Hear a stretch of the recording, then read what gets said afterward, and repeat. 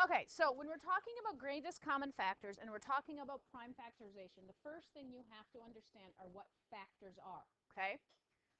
A factor is one of two numbers that are multiplied to give a product. Now remember the other day we talked about multiples, and when you multiply two numbers together, your answer is a multiple of the two factors. The factors are the two you're multiplying. So 4 times 3 equals 12. Factors of 12 are 4 and 3. So 4 and 3 are both factors. Okay? There are two types of factors you can have. You can have prime numbers, and you can have composite numbers.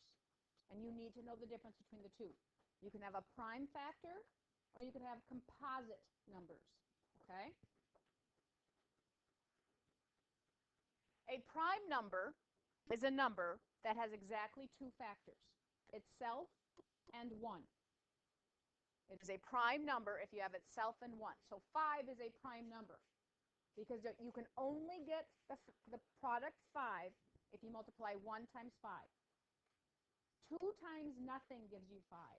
3 times nothing gives you 5. 4 times nothing gives you 5. Only 1 and 5, which makes it prime. A composite number is a number that has 2 or more factors. So a number is composite if it has 2 or more factors. No, because you can have, like factors of 4 are 1, 2, and 4. It only has 3 numbers. Because 2 times 2 is 4. 2 can be duplicated.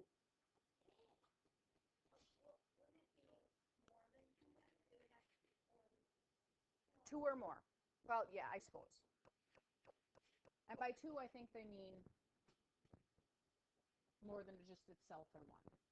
So the factors of 12 are 1, 2, 3, 4, 6, and 12. Therefore, 12 is a composite number. Okay?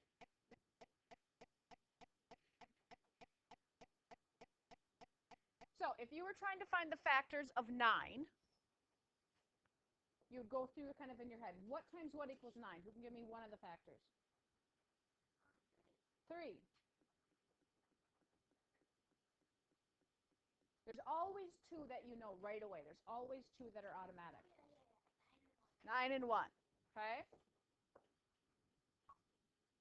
1, 3, and 9. It is then composite. What are the factors of 25? Grady, give me a couple. 5 and 5, Thompson?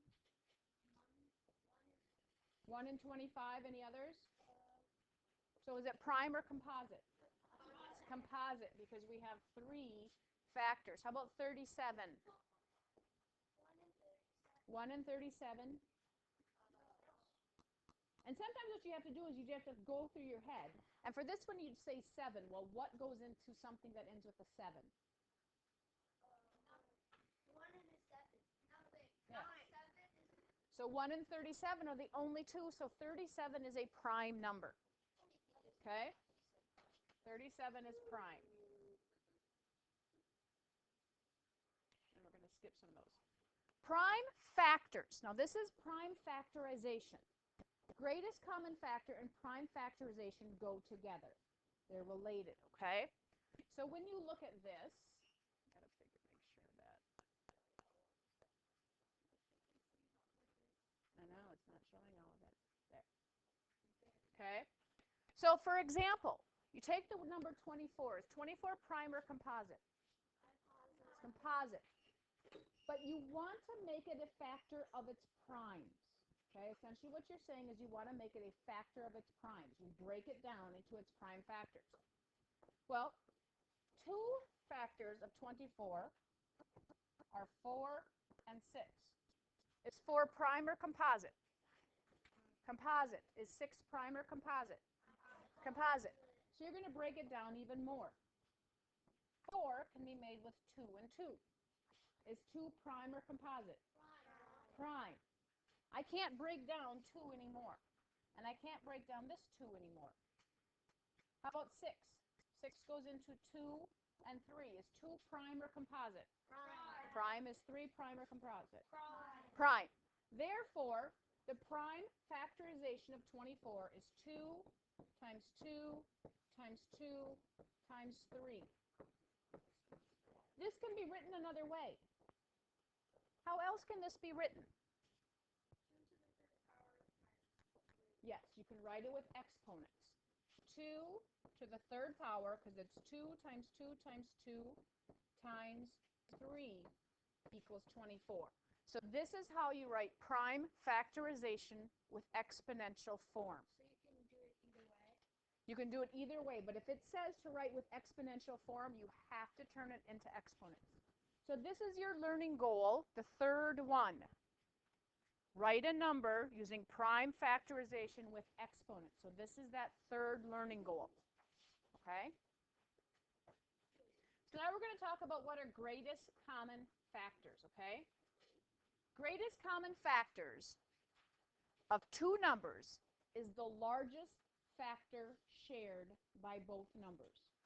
Greatest, largest, common, they're shared, both numbers. So just like least common multiple was the smallest multiple, they have the same. Greatest common factor is the largest factor, they have the same. One way to find it is you list the factors. So you lift out the factors of 6. So it's just kind of like we did the multiples. You can do your colon. 1, 16. And this is, if you remember the video, how they did the shade, and as the shade was closing, you kind of smushed it in. 1 and 16. 2 times 8. 4 times 4. Same with 24. 1 and 24. And usually this is what people will do. They'll list 1 and the other one, and then they'll go, does 2 go into it, yes or no? Does 3 go into it, yes or no? Does 4 go into it, yes or no? And they keep working down until they have all the factors listed. Then what you do is you circle the ones that's the greatest. So which is the greatest of these that are common? 8. 8 is your greatest common factor. Okay? So you list out the factors, you circle the one that's the greatest. That's your greatest common factor. Ethan. Okay. Yes, you could do it with prime numbers too. It'll be, I mean, it would be their largest prime. So you have to think of like 11. 1 and 11 would be the two factors. And you think of 33. Is 11 a factor of 33? Yes. So 11 is your greatest common factor of both those two numbers. Yes, you can do prime numbers. Okay?